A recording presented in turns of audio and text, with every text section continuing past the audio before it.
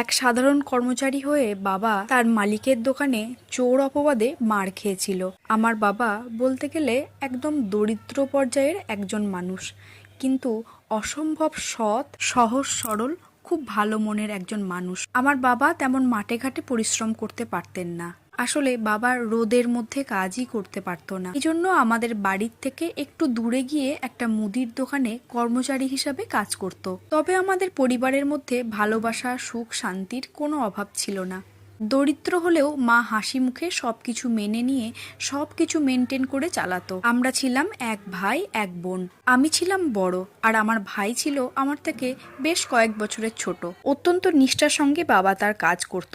কোনোদিন কোনো চুরি করা বা অসৎ উপায় অবলম্বন করার কথা আমার বাবা ভাবতেও পারে না। যাই হোক, এইভাবে হাসি কান্না সব কিছু একসাথে মিলিয়ে আমাদের সংসারটা বেশ ভালো মতোই চলছিল। আমি তখন সবে বড় স্কুলে ভর্তি হয়েছি, মানে তখন প্রাইমারি স্কুল পার করে হাই স্কুলের পঞ্চম শ্রেণীতে পড়ি। রোজ সকাল 10টা সাড়ে 10টার মধ্যে বাবাও বেরিয়ে যেতেন, আর আমিও খাওয়া দাওয়া করে স্কুলে আসতাম। বাবার কাজের জায়গা আর আমার পড়াশোনার জায়গা যেহেতু একই জায়গায়, তাই বাবা আমাকে তার ওই ভাঙা সাইকেলের মধ্যেই পিছনে বসিয়ে স্কুলে পৌঁছে দিতেন, আর তারপরে নিজের কাজের জায়গায় চলে যেতেন। ছোট থেকেই বাবার এই সহজ সরল মানসিকতা আমার খুবই ভালো লাগতো। গর্ববোধ করতাম আমার বাবার মেয়ে হিসাবে। ছোট থেকে আমি পড়াশোনায় খুব একটা খারাপ ছিলাম না, বেশ ভালোই ছিলাম।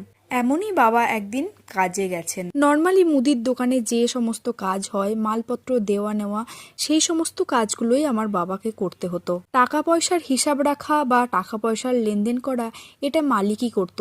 এগুলো কখনোই কর্মচারীদেরকে দিয়ে কোনোদিন কিছু করাতো না। তো ঘটনাচক্রে সেদিন মালিক হিসাব নিকাশ করতে গিয়ে দেখে তার বেশ কয়েক টাকা সেখানে মিসিং। সেই দোকানে আমার বাবা ছাড়া আর কোনো কর্মচারী ছিল না। তো অনেক খোঁজাখুঁজির পর টাকাটা যখন মালিক না পায়, তখন আঙুলটা আমার বাবার দিকেই উঠে যায়। প্রথমত বাবা তো বেশ অবাক হয়েছিল যে আমি এমন কাজটা যে করতে পারি না, সেটা মালিক খুব ভালো করে জানেন। তবুও কেন আমার দিকে এই আঙুল তুলছে আমি বুঝতেই পারছি না। বাবা অনেকবার বলে যে এ টাকা সে কখনোই নিতে পারে না, এ টাকা সে নেয়নি। তখন মালিক বলে, চোর কখনো চুরি করে বলে যে আমি চুরি করেছি? সেই মুহূর্তে তখন বাবা যখন বলেছে আমি টাকা নেইনি, তখন বাজারের সমস্ত লোকজনকে ডেকে জড়ো করে বাবাকে ভীষণ অপমান করে। তারপরে তো একদল মানুষ এসে বাবাকে বেঁধে বেধড়ক মারধর করে। শুকনো ওই চেহারার ওপর বেধড়ক মারধর বাবার যেন আর সহ্য হয়নি। এর পরবর্তীতে মায়ের কাছে যখন ওই খবরটা আসে, মা তখন সেখানে গিয়ে বলে, যত টাকা মিসিং গেছে ততগুলো টাকা আমি আপনাদেরকে দিয়ে যাব। এই বলে মা বাবাকে সেখান থেকে ছাড়িয়ে নিয়ে আসে।